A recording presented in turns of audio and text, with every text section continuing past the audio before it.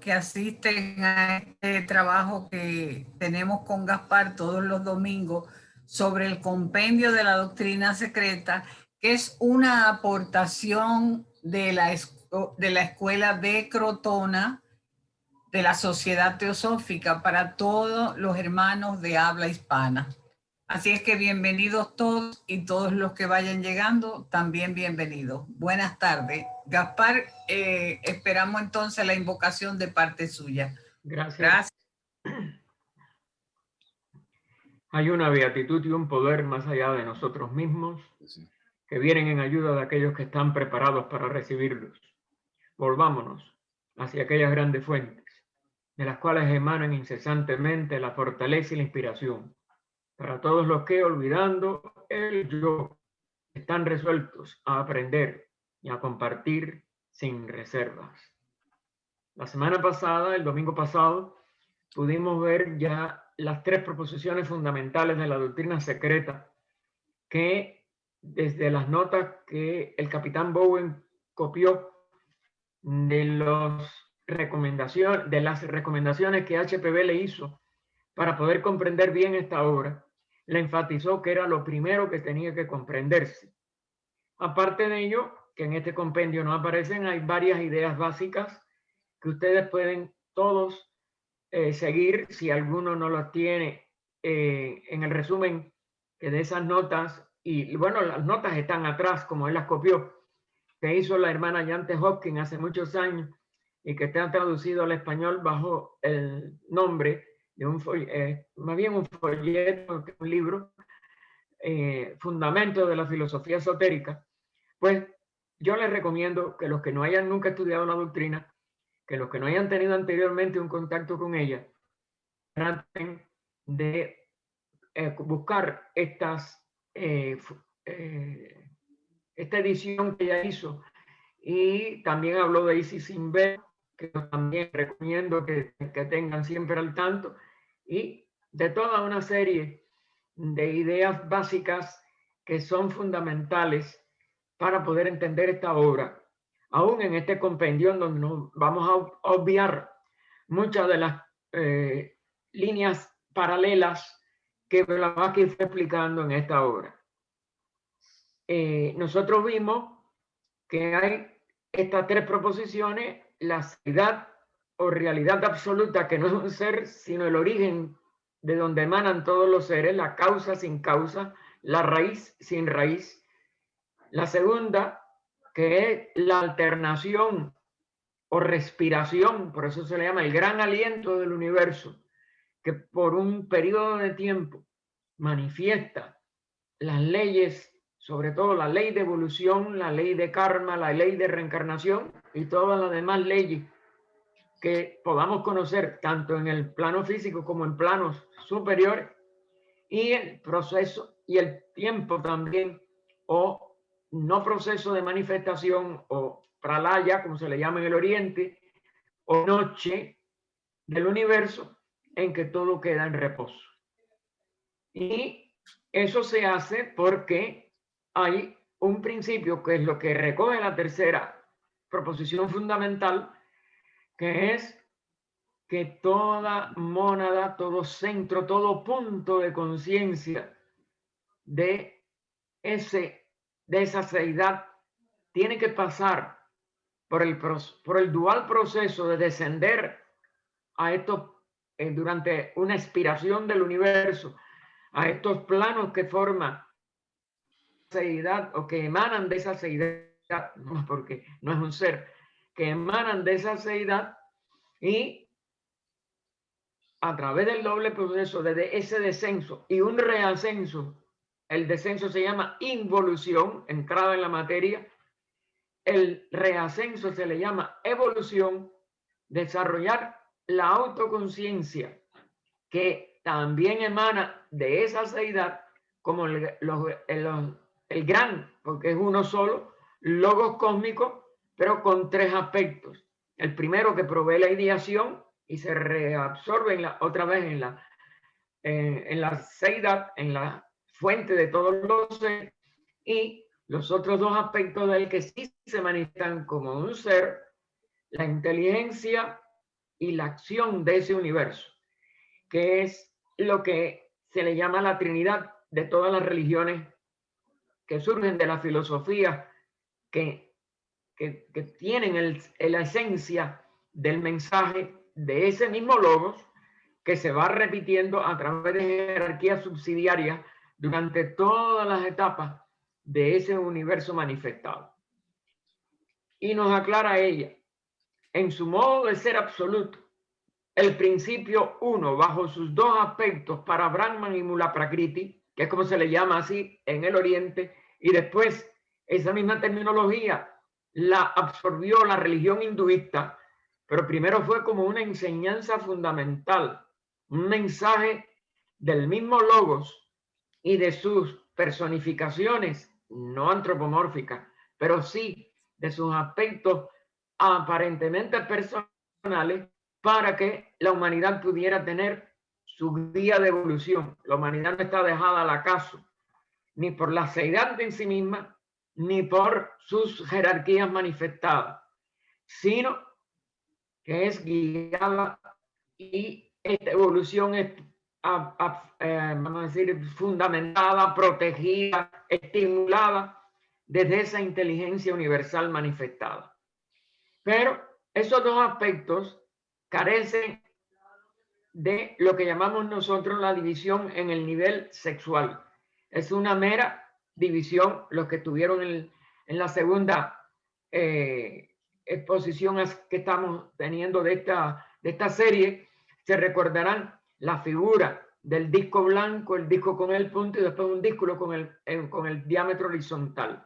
Ya esto hace que haya dos polaridades, dos aspectos contrapuestos y sin embargo complementarios siempre, y que siempre están presentes, pero no es la mera sexualidad que nosotros conocemos como uno de los últimos efectos de esta polarización, de este principio universal, de esta absolutividad que es neutra y que por tanto tiene los dos aspectos dentro de sí, pero que no se manifiestan directamente como lo que nosotros llamamos sexo. Pero la división en sexo es lo que más nosotros podemos comprender, que es el último eco de una serie de sucesivas expresiones polares, pero complementarias siempre. Ninguna es para que venza a la otra y la deseche, sino para poder aprovechar los dos aspectos de ambos, de ambas expresiones de la unidad. Es incondicionado y eterno, otra de las condiciones de la seidad o de este principio uno. Su emanación manvantárica, se le llama manvantara, recuerden, ya lo dijimos, estamos haciendo como un repaso, es una palabra compuesta de manu, el pensador, la parte consciente o inteligente manifestada de esa realidad, que rige dos periodos entre el comienzo de la manifestación y el término, para seguir una noche o un descanso de ese universo, que puede ser menor, que puede ser mayor. Vamos a verlo ahora en más detalle. Así que esa emanación manvantárica es periódica, o irradiación primaria, que también se llama, y también surge como una unidad, o sea, que tiene dentro de sí estas dos polaridades, lo que va a llegar a ser masculino, lo que va a llegar a ser femenino, lo que es activo, inteligente, y lo que es el espacio, el telón donde ello se va a proyectar. Y ese espacio es lo que se le llama entonces la parte femenina pasiva. Es decir, la imagen o la idea se expone en una forma aparentemente diferenciada, en una diferenciación que nada más que es tan, como dijéramos, tan evanescente como la proyección de una película sobre una pantalla blanca, y ese sería el espacio, y la película sería lo que proyecta la inteligencia. Por eso tiene movimiento, sentido de orden, etcétera, etcétera. Y en su aspecto fenomenal es finita. Es decir, todo universo nace, se desarrolla, cumple una función y una vez cumplida, mengua y aparentemente desaparece. Es decir, la apariencia desaparece, pero es nada más que se recoge en sí misma para poder dormir, para poder descansar. Cuando la irradiación irradia, a su vez, todas sus irradiaciones son también andrógenas. Es decir, esta diferenciación que llegamos a llamar el sexo o lo masculino activo, lo femenino pasivo, es muy posterior a varias etapas de diferenciaciones que todas siguen siendo andrógenas, es decir, que tienen las dos polaridades, la activa inteligente, pero ya reflejándose en, vamos a decir, en una imagen primero muy tenue, en una imagen que se va densificando después. Eso es así por 7 planos del sistema. Y en el plano físico es donde llega ya en determinadas expresiones y durante determinados tiempos de el progreso o evolución, ya en el periodo que llamamos evolutivo, cuando ha descendido al máximo de materia y empieza a reascender, es donde se va a llamar para tornarse en los principios masculino y femenino en sus aspectos inferiores. Nada más y transitorio, porque la misma humanidad no es que hasta la tercera raza de este periodo que estamos viviendo, y estamos en la quinta de 7, pues en el medio, en la tercera raza, al ir llegando, acercándose a la cuarta, que fue bastante avanzada la tercera raza o la tercera etapa, eso lo veremos en el segundo volumen, que es el de antropogénesis, fue que se produjo la división en sexo de nuestra humanidad. Y entonces se torna en principios masculinos en sus aspectos inferiores. Después de un pralaya o descanso, ya sea el pralaya mayor o el menor, la diferencia es el pralaya mayor elimina todo vestigio de toda actividad aparentemente plural y se recoge en la unidad para descansar. En los pralayas menores, las formas, las diferenciaciones, los reinos de la naturaleza, incluidos los que conocemos, más los que no conocemos, y hemos llegado a tener información de ellos a través de la teosofía. Esos reinos permanecen en descanso, en reposo, durmiendo.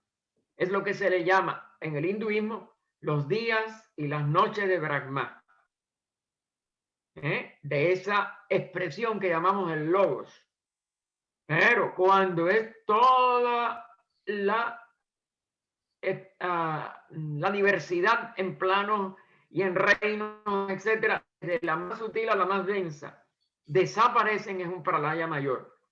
Y se tienen que volver a emanar todas las formas, y lo veremos ahora en la primera estancia, y todos los reinos desde una aparente nada, desde una aparente disolución total, pero que era su estado pleno, su estado en que no hay diferenciación objetiva, y sin embargo, todo lo que sea objetiva está en estado de reposo total y por tanto de aparente inexistencia.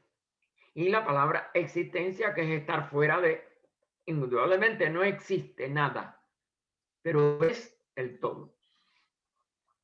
Y este último, el pralaya menor, dejando los mundos en statu quo, la frase latina que significa en su estado de reposo, pero presentes en ciertos aspectos básicos. Hay una llamada que nos dice, no son los organismos físicos los que permanecen en statu quo, y menos aún sus principios psíquicos durante los grandes pralayas cósmicos o aún solares, es decir, que abarcan hasta todo lo que llamamos sistemas solares, galaxias, etc. Sino únicamente en los pralayas menores, sus fotografías, entre comillas, acásicas o astrales. Es decir, la actividad que ellas realizan en los planos inferiores. Pero durante los pralayas menores, los planetas, una vez sumidos en la noche, permanecen intactos. Es decir, en lo sutil están o existen, pero no, lo que no están es activos, están en reposo. Aunque muertos, entre comillas, habría que ponerle esta palabra, nada muere.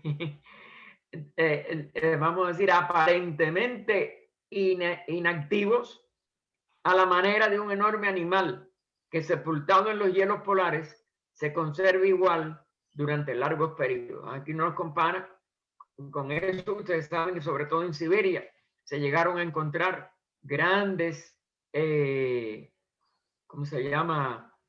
Animales prediluvianos, etcétera, que al venir la glaciación de toda esa parte norte del hemisferio norte, pues quedaron. Muchos de ellos eran de países de clima en esos momentos tropicales, porque hubo una variación de los polos y ahí quedaron algunos de estos gigantes totalmente intactos, con su carne y algunos con hasta, porque eran herbívoros,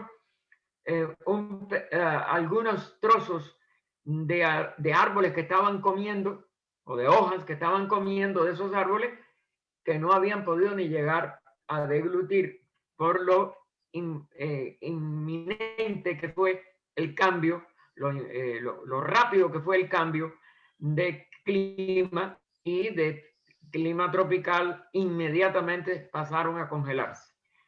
Lo primero que despierta la vida, continúa ahora HPV después de esta frase entre paréntesis, vamos a quitarla para que comprendan la oración. Después de un pralaya, ya sea el pralaya mayor o el menor, lo primero que despierta la vida activa es el plástico akasa. Recuerden que esta es una de las designaciones en el Oriente de la forma más sutil de diferenciación del espacio, donde primero la más ligera diferenciación del espacio es lo que se le llama el akasa. El padre-madre, ¿ven? Porque ahí no está separado todavía lo masculino de lo femenino, eso es muy sutil. El espíritu y el alma del éter. Espíritu y alma, recuerden, el espíritu es siempre en teosofía lo más sutil, alma es ya un nivel intermedio. Akasa es espíritu, en el sentido de padre-madre, del llamado éter, que es el alma del universo, o sea, del plano del círculo. Ya el éter está más cerca de nuestro plano físico y ya ha sido hasta empezado a detectar por la ciencia, que tiene sus todavía errores al considerarlo, pero que de todas maneras se nos explica aquí en esta obra que en el promedio de la raza siguiente, es decir, la sexta raza raíz, vaya a llegar el éter a ser visible, o por lo menos nosotros vamos a tener un sentido con el cual lo podamos ver, o una agudización de nuestro sentido que lo hará posible que lo veamos. El espacio, porque más bien es eso, el éter ya está, pero no es visible para nosotros, pero en una raza más adelantada, la sexta raza que va a desarrollar a Buddhi, pues podrá verse, podrá percibirse, vamos a decir. Quizás no se use ni la palabra ver, pero bueno, vamos a tener la percepción de esta alma del universo, o del akasa, que es la que representaría su espíritu. El espacio es llamado la madre, antes de su actividad cósmica, y el padre-madre en la primera etapa de su redespertar. Es decir, que mientras está funcionando es como una actividad colectiva o dual del padre-madre. Por eso se le pone un guioncito entre ambas palabras. Pero en su espacio, en su estado de reposo, ese espacio es la madre, entre comillas, porque es la que va a dar origen a todas las formas, y desde ese punto de vista es la matriz de todo el universo. Tales son los conceptos fundamentales en que se apoya la doctrina secreta como nosotros vimos ya en las sesiones anteriores. No sería este lugar a propósito para entrar a defender o probar su valor racional inherente. Eso es una labor que cada uno debe hacer por sí mismo, hermano.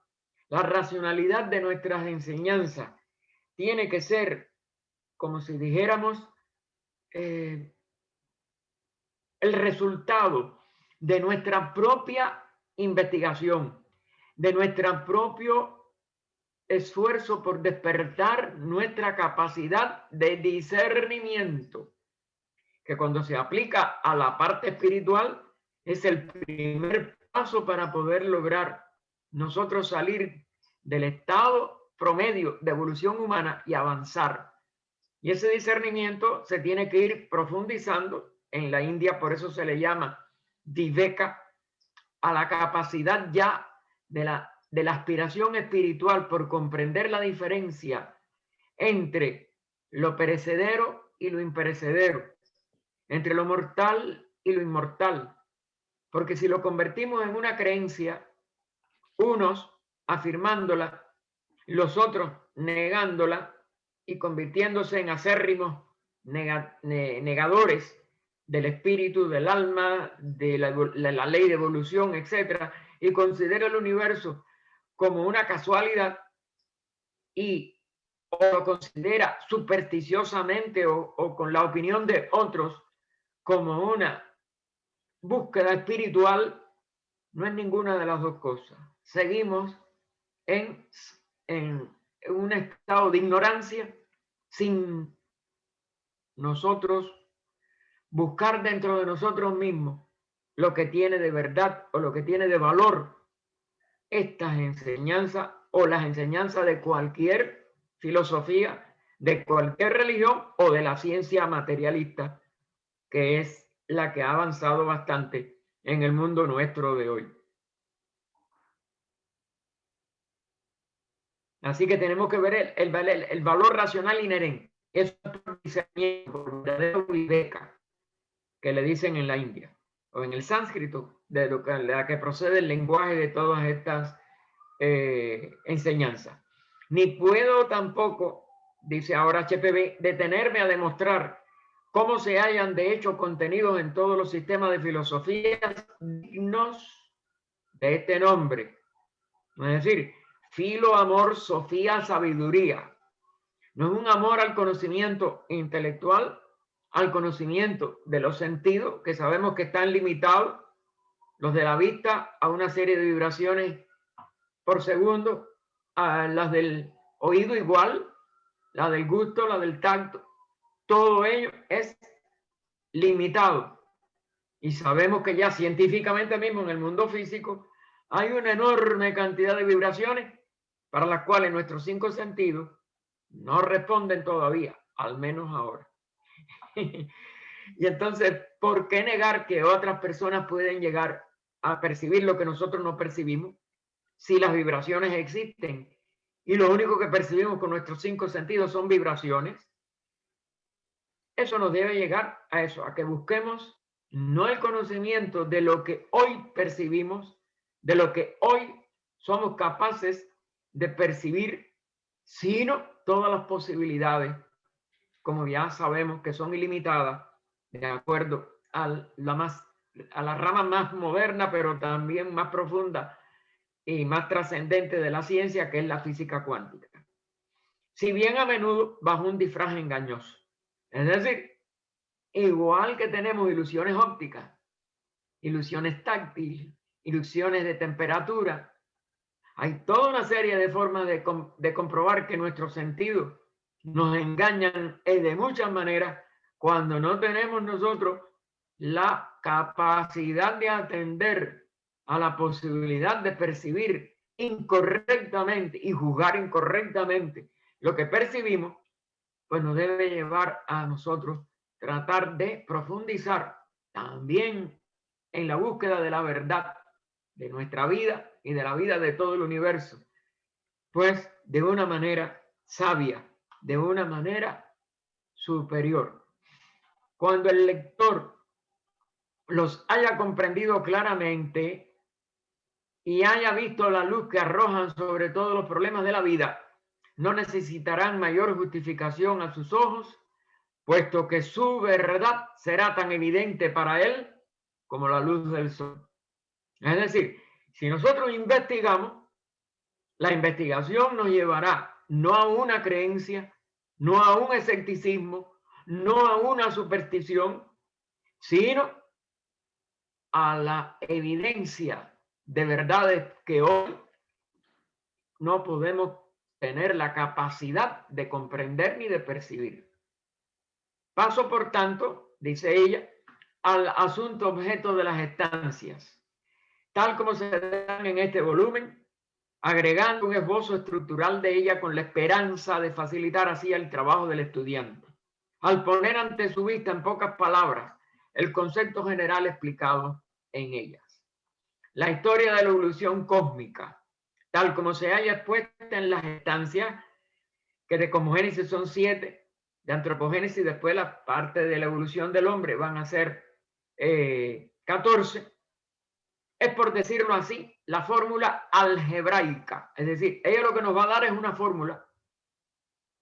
Y los que hayan estudiado algo de álgebra con relación a la aritmética, etcétera, vayan tratando de aplicarlo a lo que nosotros vamos a ver de las estancias de Sean, a partir casi seguro, como natural, de el domingo que viene. Pues nosotros vamos a tratar de ver que eso es una fórmula y abstracta que tenemos que desenvolver y que tenemos que buscar la X, como hacíamos en nuestras clases de aritmética y de álgebra en la escuela primaria o en la escuela secundaria, para poder comprender las etapas de la evolución. No es leyendo esta obra, ni ninguna obra, como se puede descubrir la verdad. Pero sí tenemos guías. Y la guía de la doctrina secreta es una de las más poderosas y de las más admirables, porque nos permite investigar por nosotros mismos.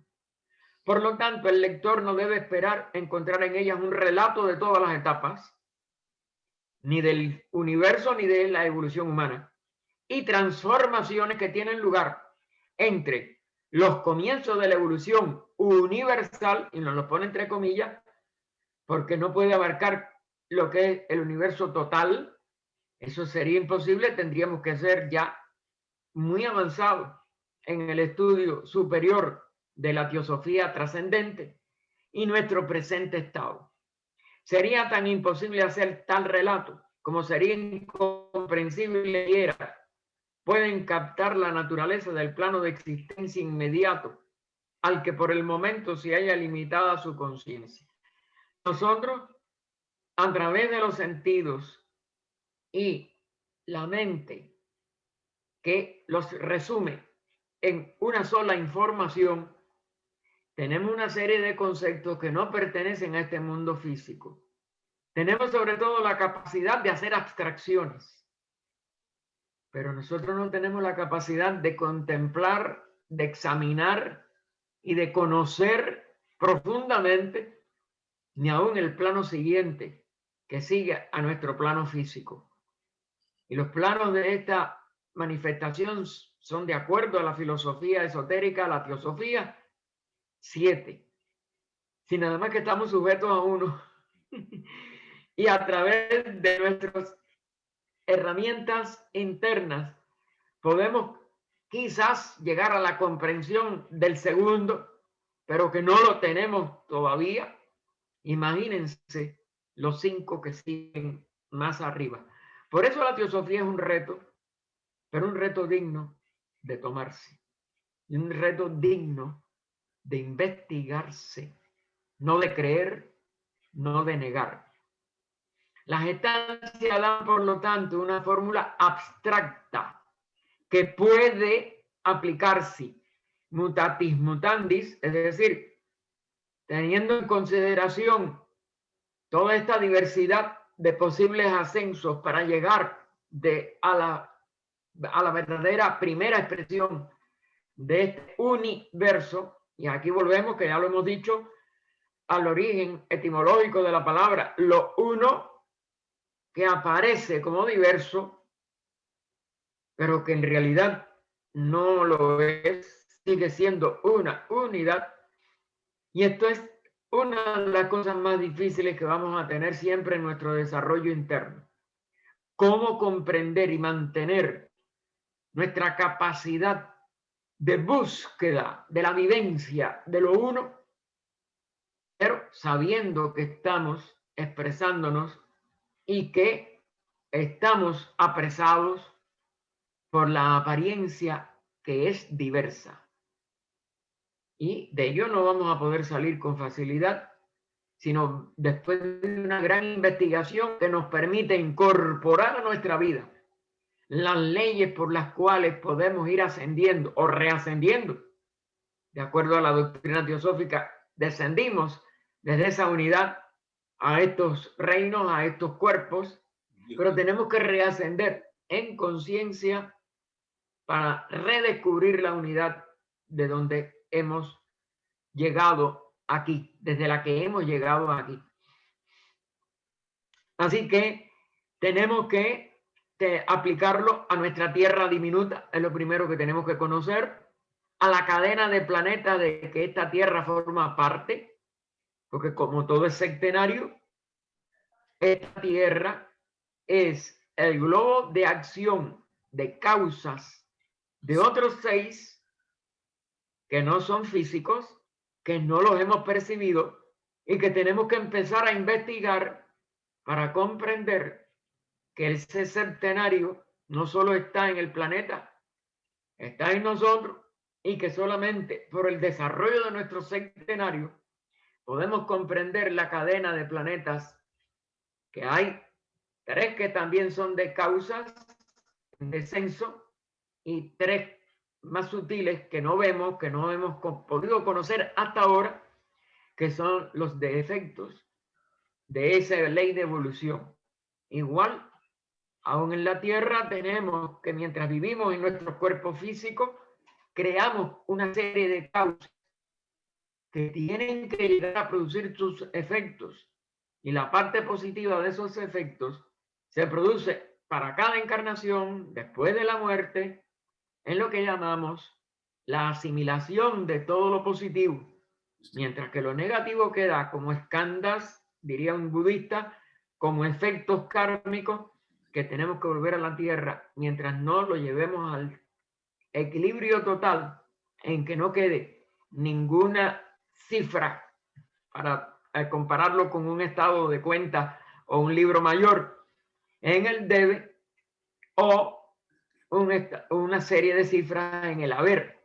Es decir, una cifra vamos a llamar positiva, otra negativa, unas agradables, otras desagradables, pero toda la acción de una vida y de todas las vidas después tienen que llevarse al balance de equilibrio total, en que entonces el saldo sea 0.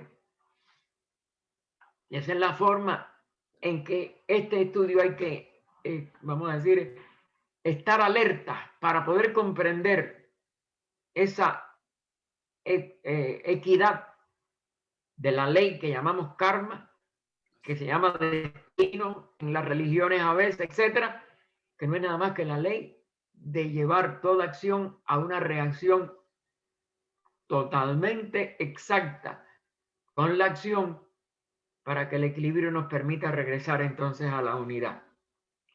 Así que a la del universo solar, a que pertenece esta cadena, los 7 globos de nuestra cadena pertenecen a todo un sistema solar, y así sucesivamente, en escala ascendente, hasta que la mente vacila y queda exhausta por el esfuerzo.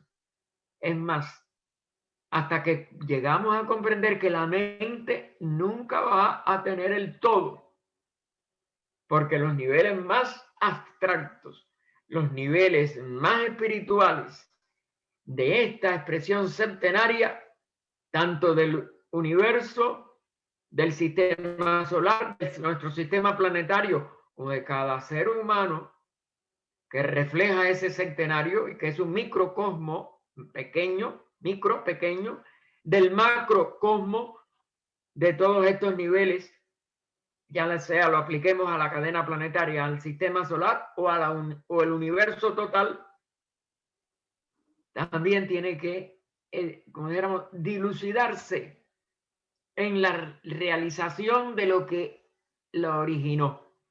Y en el caso del microcosmos, es que el ser humano complete su evolución como ser humano, como un individuo, no como una persona.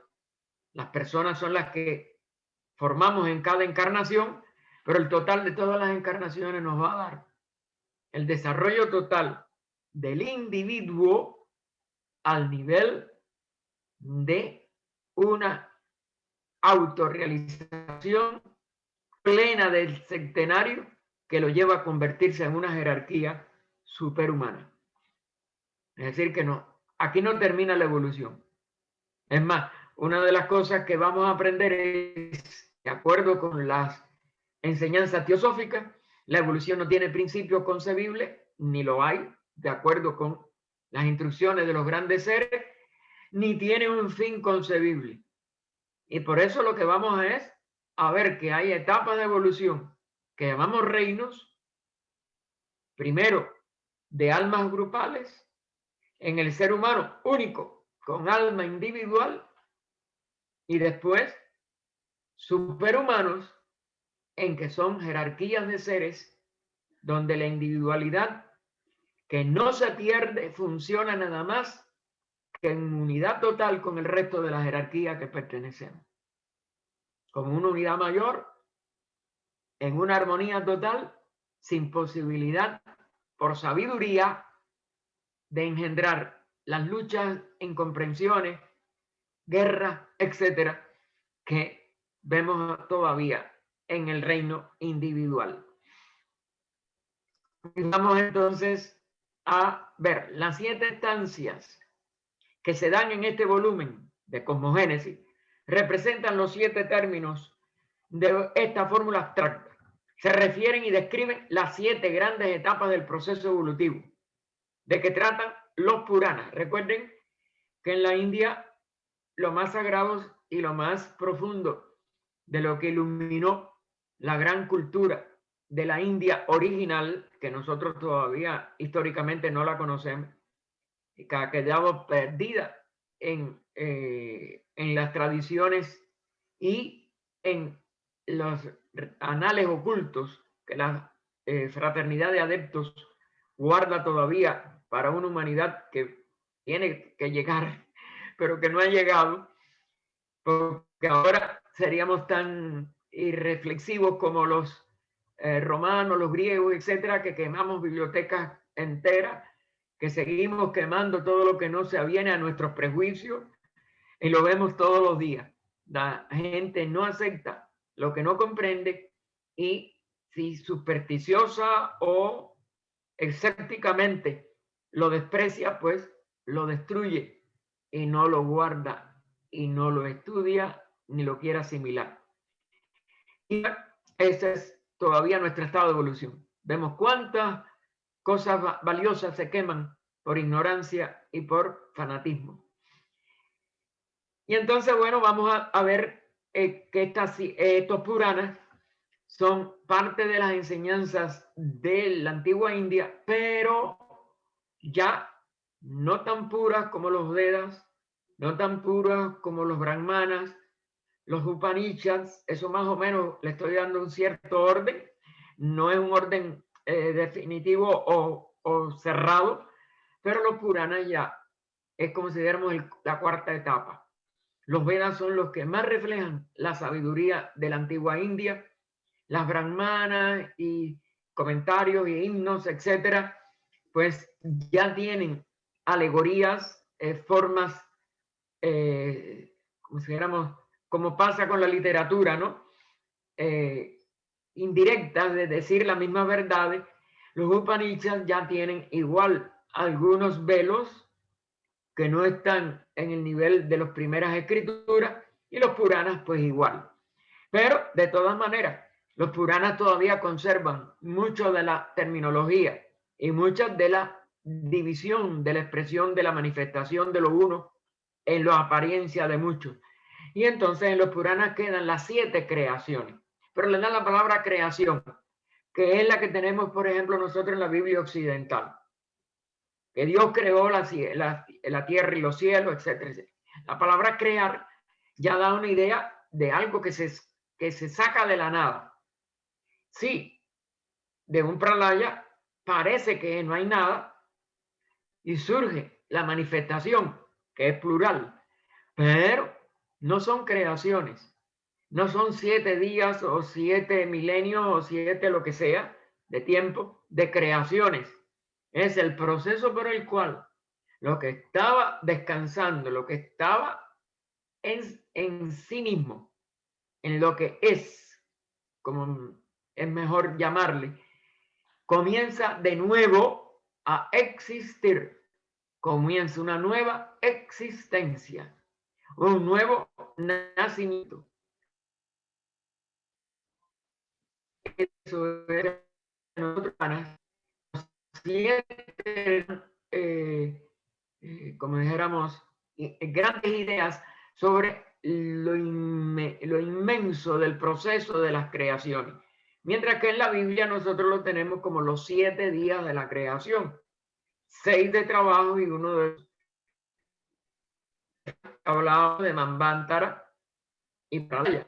El Manvantara sería lo que se hace durante 6 días, porque es una labor, vamos a decir, laboriosa, algo que necesita trabajo.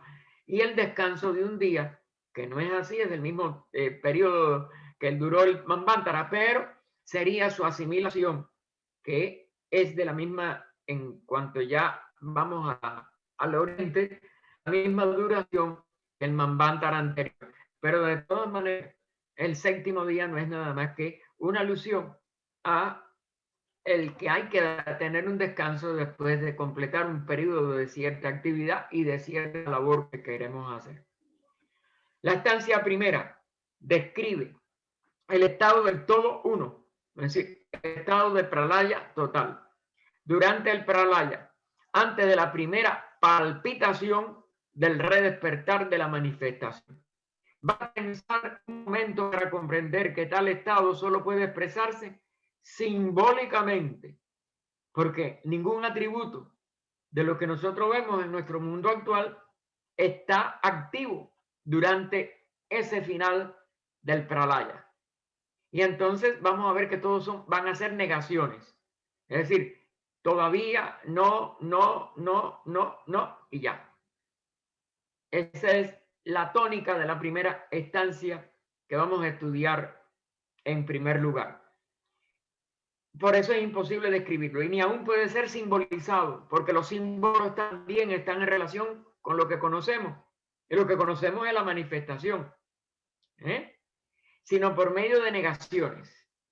Porque siendo este el estado de absolutividad, que aquí dice absolutidad, pero eso que yo sepa no existe en castellano, absolutividad per se, es decir, en sí misma, no puede tener ninguno de aquellos atributos específicos que nos sirven para describir los objetos en términos positivos.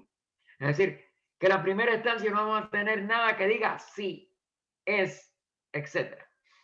De aquí que solo puede sugerirse, son sugerencias lo que vamos a tener en la primera instancia, tal estado por medio de la negación de todos aquellos atributos más abstractos que los hombres sienten, más bien que conciben, como el límite más remoto a que pueden llegar con su poder de concepción.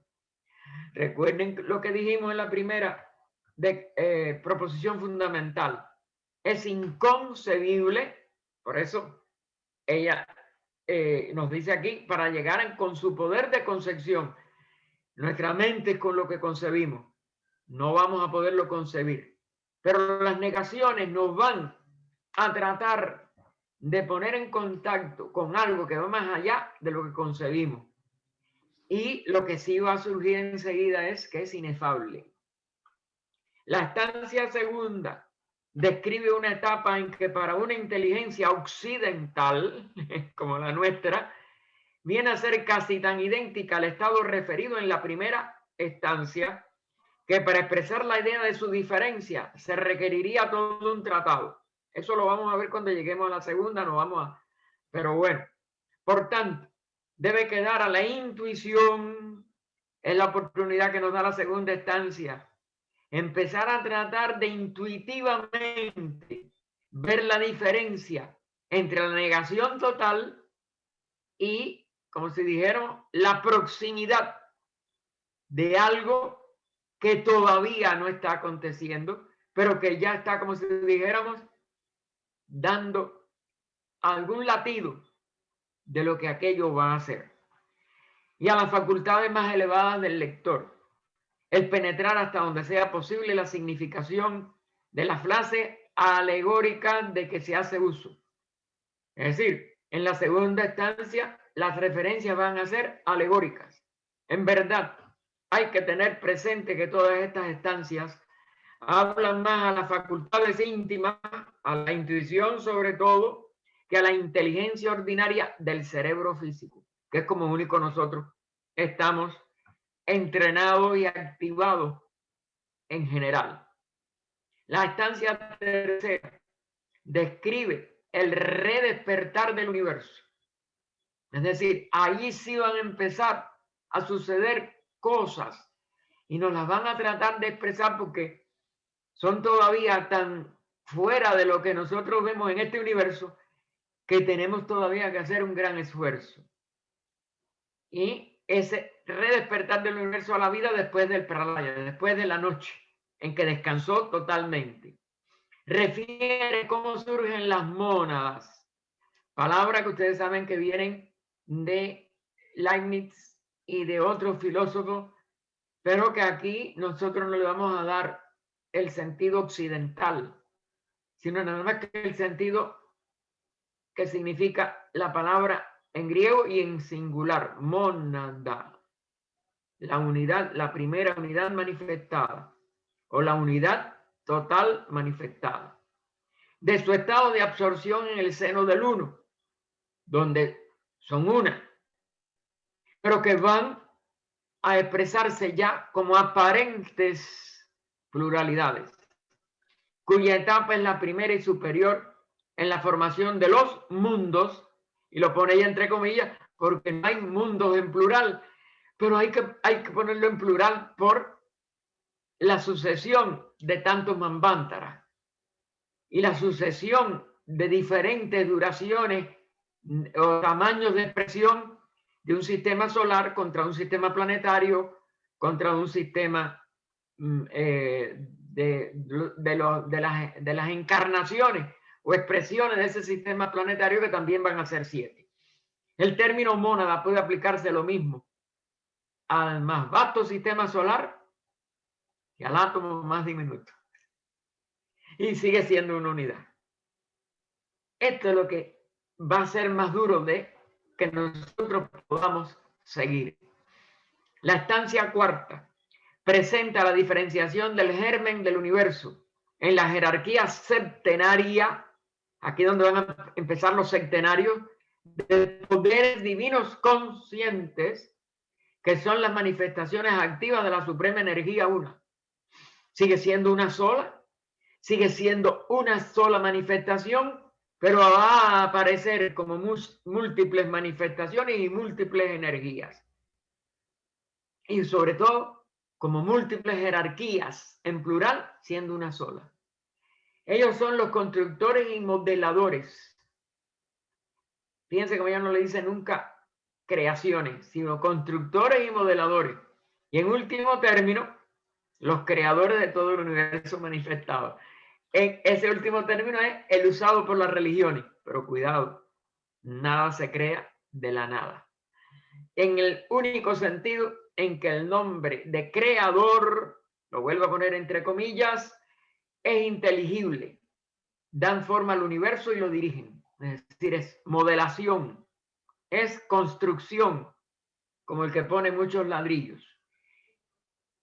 Dan forma al universo y lo dirigen con los seres inteligentes, son los seres inteligentes que ajustan y vigilan la evolución, encarnando en sí mismos, es decir, expresándose ellos mismos aquellas manifestaciones de la ley una que conocemos como las leyes de la naturaleza en plural. La ley fundamental es lo que llamamos karma, acción con su reacción, pero se expresa en tantas formas tan diferentes, aplicados a tantos niveles de manejo de la vida en el espacio, que entonces aparece como formas, que es, hay que decir, es como las mónadas, ¿no? Hay que seguir usando el plural, sabiendo que sigue siendo una ley, una sola naturaleza, una sola expresión de la misma unidad en múltiples aparentes expresiones plurales. Genéricamente son conocidos con el nombre de Dayan Chauhans en la literatura antigua de la India. Chauhan significa señor. Dhyan, inteligente, tiene muchas más acepciones de lo que es la conciencia, de lo que es la expresión consciente, inteligente. Si bien cada uno de los diversos grupos tiene su propia denominación en la doctrina secreta. Eso es complejo, etcétera, pero no se preocupen de ello. Todas las jerarquías tienen esa forma colectiva de llamarse y basta. En realidad, su especificación o sus funciones específicas son más bien en el estudio seriado que lo podemos ir concibiendo. Y no importa entonces el nombre con el que lo concibamos. Esta etapa de la evolución es llamada en la mitología india, ya en la vestidura mitológica, la creación de los dioses. Esa palabra no la inventamos en la Biblia ni en Occidente, viene también del Oriente. La estancia quinta describe el proceso de la formación del mundo. En primer lugar, materia cósmica difusa, después el torbellino ígneo, la primera etapa de la formación de una nebulosa. Esta nebulosa se condensa y después de pasar por varias transformaciones, forman un universo solar, una cadena planetaria o un planeta sol, según los casos. Y eso veremos que la nebulosa no es la forma de Laplace, otro era, no me recuerdo el otro nombre, bien, pero de todas maneras, la base esa es correcta, aunque lo único que el ocultismo la lleva a ampliaciones mucho más sabias que la que los científicos la han podido concebir.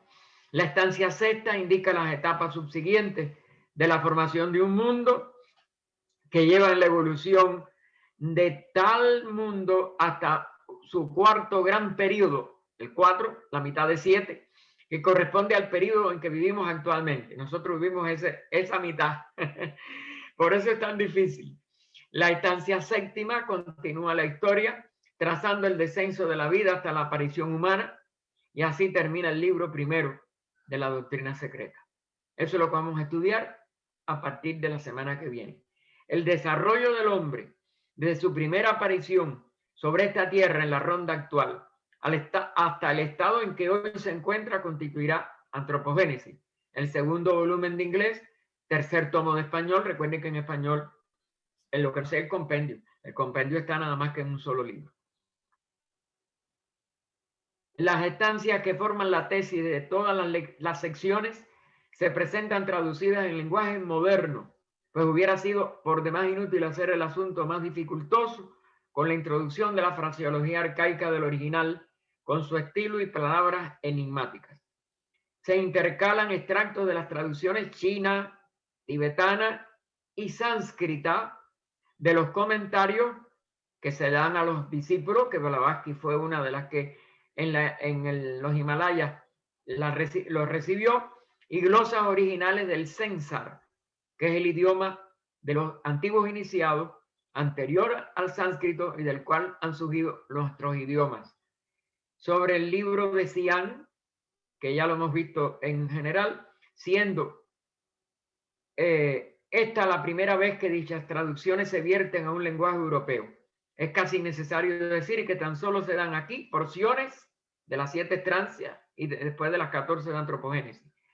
Si se publicasen completas, serían incomprensibles para todos, excepción hecha de los pocos ocultistas más elevados. Tampoco hay necesidad de asegurar aquí al lector que la escritora HPB, o más bien la humilde registradora de estas líneas, no entiende mejor que la mayor parte de los profanos aquellas porciones suprimidas. Con objeto de facilitar la lectura y de evitar referencias demasiado frecuentes a notas puestas al pie, se ha considerado más cómodo reunir textos y glosas usando los nombres propios sánscritos y tibetanos, cuando no pueden evitarse o no pudiesen evitarse, con preferencia a los originales, con tanta mayor razón, cuanto que tales nombres son todos aceptados como sinónimos, usándose los primeros tan solo entre un maestro y sus discípulos, o sea, lo que ellos se llaman chelas. Quedan 2 o 3 cositas. Vamos a dejarlo aquí porque no quiero pasar. Bueno, no es un solo párrafo, vamos a decirlo. Como esta obra se ha escrito para instrucción de los estudiantes de ocultismo y no en beneficio de los filólogos, evitaremos términos extranjeros siempre que sea posible.